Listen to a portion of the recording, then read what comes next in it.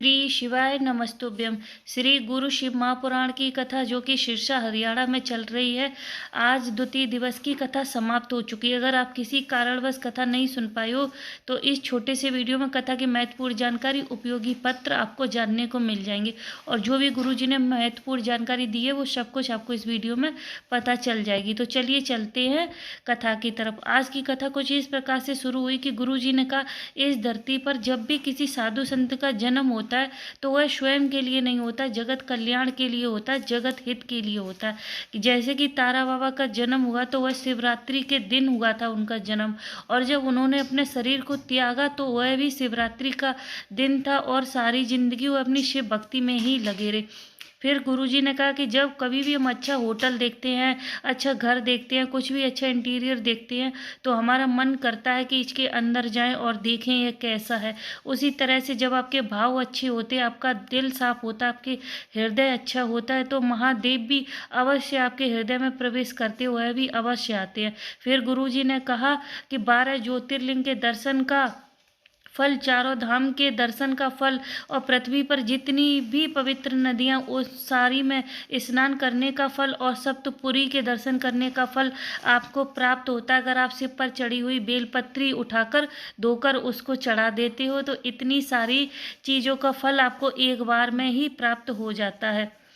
फिर तभी एक अजय कुमार जी पत्र लेकर आए जो कि हरियाणा से आए हुए थे। उन्होंने कहा, मैंने वैक्सीन लगवाई और पहले डोज में ही मेरी हालत ख़राब हो गई, मेरी तबीयत बिगड़ गई, मेरे शरीर ने धीरे धीरे काम करना बंद कर दिया और मेरे कुछ हाथ पैर कुछ भी नहीं ठहरते, कुछ भी नहीं हिलते थे, मैं ऐसे ही चेयर पे पड़ा रहता था। तब मेरी पत्नी की सहेली ने आपकी कथा के बारे में बताया और हमने आपकी कथा सुनी और एक बेलपत्र का क्या कमाल हुआ बाप गुरु जी, क्या वर्णन करूं।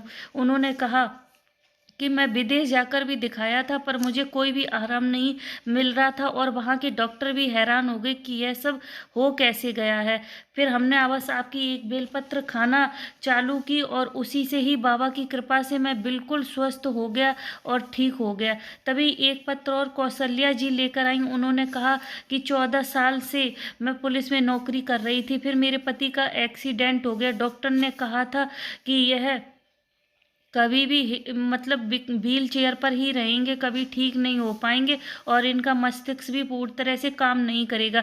फिर हमने शिव पर भरोसा किया और बाबा की कृपा का क्या वर्णन करूं कि बाबा ने मेरे पति की जान बचा ली। एक बेलपत्र मैंने उनके पास रखकर ऑपरेशन को भेज दिया। 22 दिन तक उनको होश नहीं आया, उसके बाद भी वो चल फिर नहीं पाते थे और उनकी याददाश्त में भी दिक्कत थी, लेकिन बाबा की कृपा से वह पूर्ण तरह धीरे धीरे स्वस्थ हो गए।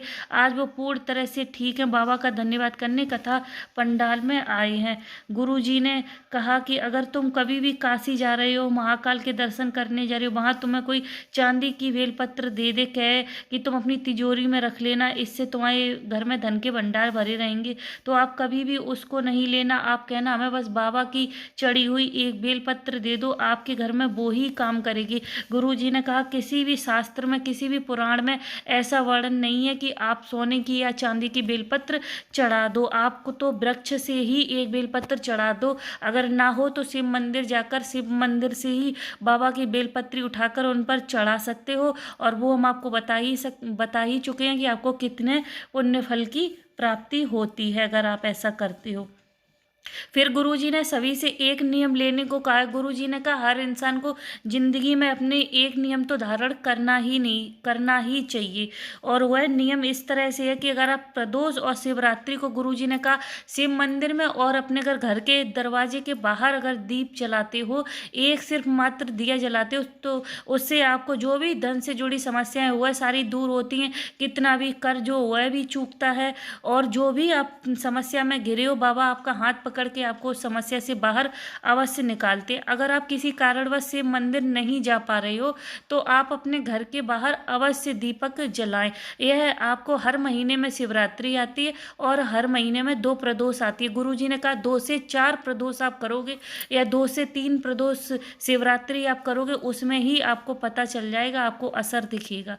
इसी के साथ साथ आज की कथा विश्राम हो गई है। बोलने कहने में कोई त्रुटि हुई हो तो उसके लिए क्षमा चाहते हैं। मिलते हैं कल कल नई कथा में। तब तक श्री शिवाय नमस्तुभ्यम।